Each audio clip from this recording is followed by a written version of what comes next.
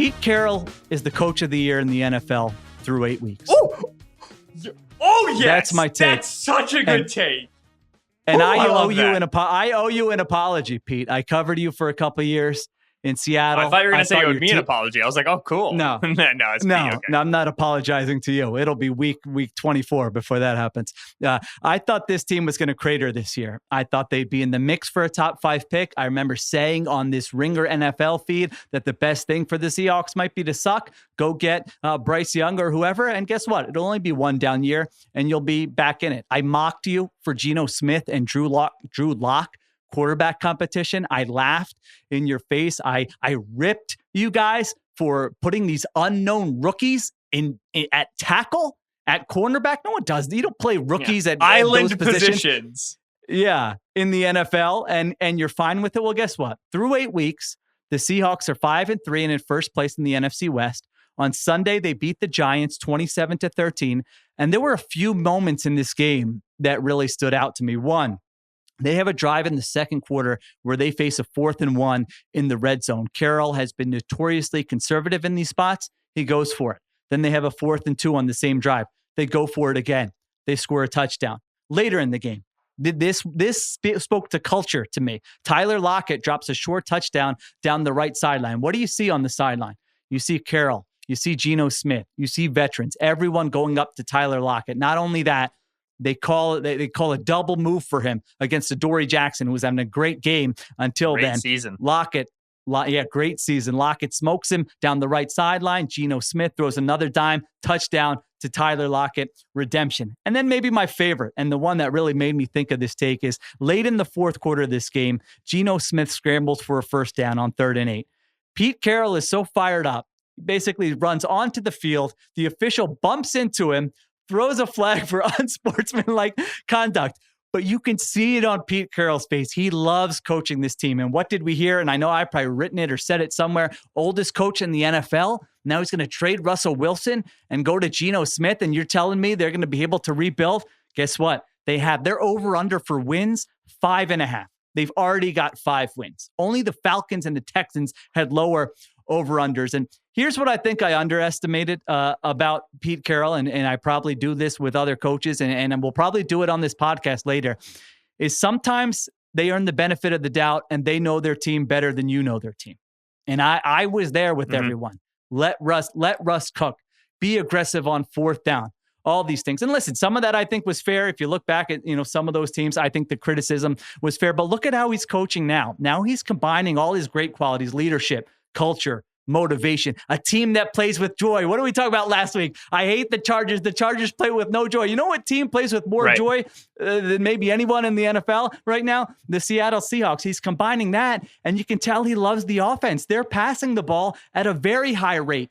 Geno Smith might have a better understanding of the offense he plays in as much as any quarterback in the NFL. I mean, you watch them play, he knows where the answers are to, all the issues that defenses are throwing his way. Pete Carroll's being aggressive, as I mentioned, on 4th down because he believes in his offense. This man is 48 games over 500 as the head coach of the Seahawks. They've been in the playoffs 9 of 12 seasons. I thought they were not getting back there this year.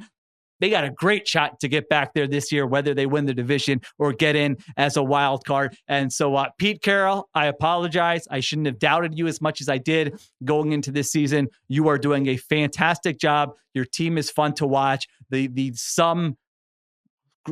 get this wrong every week. Greater than the sum of the parts. The whole is greater than the sum of the parts. Yeah, that is coaching. That's all that matters in coaching, and you're doing it. What do you think? Do you see the clip of him that's kind of circling around on Twitter of him kind of, taking a little victory lap, taking a whiff? Yeah. Thank you for not tagging me, Seahawks. I mean, you could have tagged a number of people. You could have tagged me. We got the Cable Thanos putting the great Seahawks video out there again. I'm watching that, holding my breath, going, all right, am I going to be in here or not? Thank you for not including me in that, but I'll call myself out because I had a lot of those takes. So, yeah, I have to own up to it.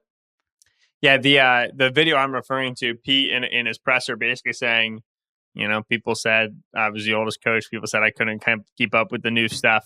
People said, I wasn't going to cut it. And then he said, and I quote, that's a load of crap. He just looks so happy to say it. He's just feeling it. And it's an interesting point because the Seahawks are extremely pass happy, right? Neutral down pass rate up, 1st and 10 pass rate, pass over expectation, up, up, up, up, up. They're being aggressive on 4th down. They're going for it. Why wasn't this happening with Russ over the end of his career? There's some like timing and there's issues here. It's a tricky thing to parse. The Seahawks would love to say, we always wanted to be this forever. We couldn't be this because of Russ, right? It's just like Russ's play style. Like we go for on 4th and 1, he throw it 45 yards down the field, right? Like we needed to be under center run, play action. Like we had to be that with Russ. So we couldn't play this way. It doesn't, being aggressive on 4th down, being a high pass rate doesn't map onto the offense we had to run with Russ. That has some credence to it. Some of that's a load of baloney. I think the general Seahawks criticizing public would love to say, we bullied the Seahawks into doing this, right? Like the Seahawks had that let Russ cook moment. They saw what a pass-happy offense could be. It fell off the rails, but it taught Pete Carroll, if you could pass a lot in 2022 and it's good. That has some credence to it. There's also a lot of baloney to it. So there's I don't think the man who went into the summer with the Geno Smith Drew Lock quarterback competition cared that much about being bullied into any decisions. But it's to say that saw the value in it. Yeah, and let's not even say like the media bullied him into it. Let's say like Russ did. Let's say Russ was like, I need a pass. I want to pass all the time. They're like, fine, Russ, cook. And then it didn't work over the course of a season. But in the first few weeks, it's like, actually, if you just kind of chuck it a lot, you get some good things happening. Let's squirrel this away and see if you can use this later. But let's also not forget, you talked about a Drew Lock, Geno Smith quarterback competition. Yeah, it was a Drew Lock. They didn't walk in being like, oh, now we have Geno. Time for, 66% pass rate and 4th and 4 attempts. They thought Drew Lock was going to win this job, man. That was the message that they were sending in the summer was like, we really like Drew's talent. Pete said 3 weeks ago, Drew is nipping at Geno's heels, right? Yeah. So it just, all of this goes to show you how really, really, really, really, really thin the margins are, right? It's just a couple of things break your way, and all of a sudden you're no longer the oldest coach in the league who still talks about the value of running the football. You're the oldest coach in the league who's got an MVP candidate quarterback out of a guy who was on 5 other teams before he was with you. Yeah. And it's just a couple of different things that change it. It just makes me love the chaos of the NFL all the more.